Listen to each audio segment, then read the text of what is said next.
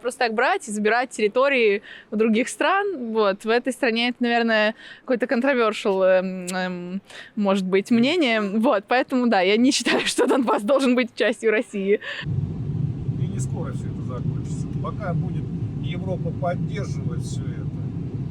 Европа, Америка даже. Ну, вот. Американцам выгодно это. Это сбыт оружия. Ну, понятное дело здесь.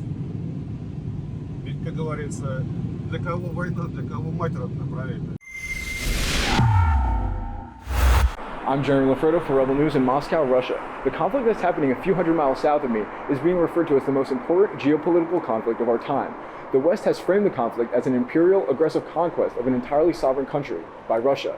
Russian proponents explain that the regions in question, Lugansk and Donetsk, are ethnically Russian populations under brutal attack by the Ukrainian government, and they argue it's historically Russian territory and they're saving their own people.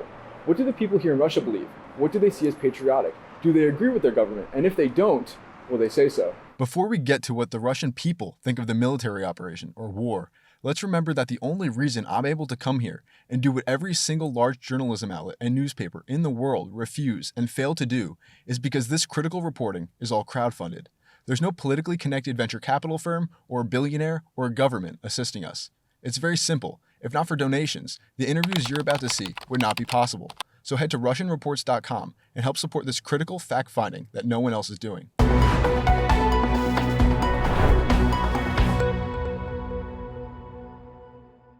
During my time here in Moscow, I've had the pleasure of speaking to Russians and ethnically Russian Ukrainians who have recently fled to Russia.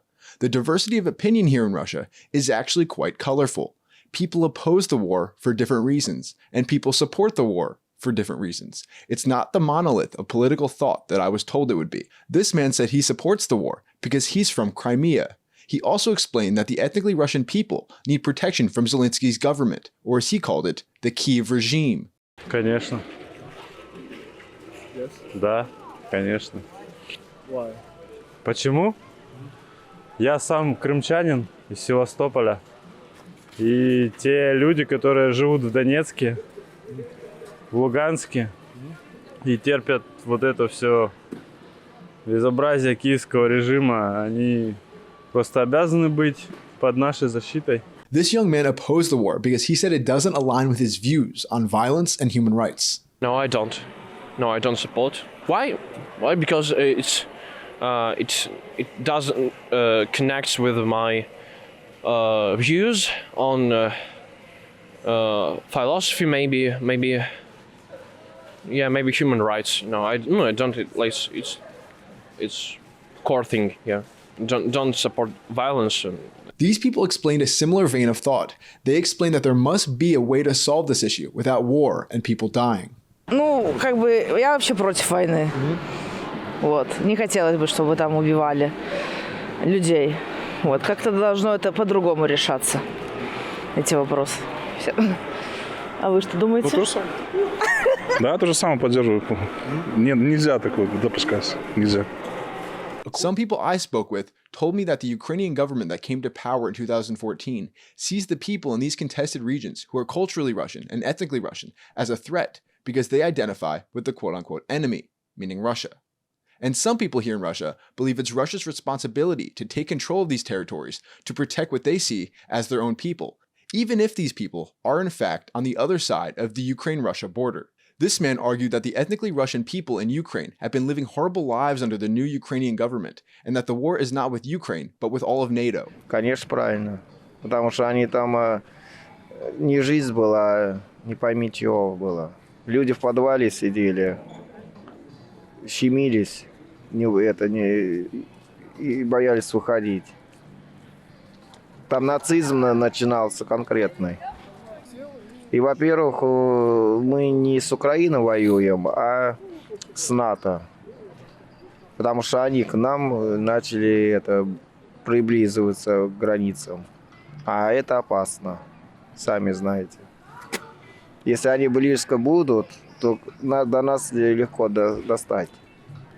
Они могли бы из Белоруссии, но оказалось, что алчный Зеленский погнался за деньгами. Его и This man, my taxi driver, slightly outside the city limits of Moscow, echoed the same thing. Исторически это наши земли, если по истории брать. Ну, вот. Луганск, Донецк, вот это вся история наша. И не скоро все это закончится. Пока будет Европа поддерживать все это. Европа, Америка даже. Ну, вот. Американцам выгодно это. Это сбыт оружия. Это понятное дело здесь. Ведь, как говорится, для кого война, для кого мать родна, правильно? This girl in downtown Moscow said she doesn't know if she supports the government's actions or not because the Russian media is propaganda. She explained that at the same time, all of the Western news media is propaganda. It's only possible to truly know what's going on if you're at the very top. Блин, такой очень сложный вопрос, потому что то, что говорят по телевизору, нам не все говорят, и в мире тоже говорят не все. Каждое телевидение говорит то, что им выгодно, поэтому четкого представления о том, что происходит, к сожалению, ни у кого, кроме вышестоящих лиц, нет. Поэтому говорить то, что да, я полностью поддерживаю или нет, категорически нет, затрудняюсь. Мне не нравится, что сейчас происходит в мире, и, естественно, то, что происходит, обычно следствие того, что делают верхушки государств. И мне это очень не нравится. Поэтому ничего хорошего я не думаю. This girl, also in Moscow, explained that she doesn't believe Donbass should be a part of Russia because Ukraine is its own country, and what's going on there is their own business. Тоже могу отвечу. В общем, у меня была очень активная политическая позиция до 2014 года, патриотическая, а потом она резко испарилась, потому что нельзя просто так брать и забирать территории у других стран. Вот. В этой стране это, наверное, какой-то controversial, может быть, мнение. Вот. Поэтому, да, я не считаю, что Донбасс должен быть частью России. This young man explained that the contested regions should be a part of Russia because the people who live there are Russian. Да. Прям развернуто? Ну да, правильно. Половина населения, как минимум, русскоговорящее, если не большинство. Даже сказать, большинство. Изначально, в принципе, это исконно русские территории. Ну и... And this guy in downtown Moscow explained that protecting these people from Ukraine is Russia's responsibility. Да, думаю, да, надо было защищать их. Уж больно долго их колотили. Просто факт.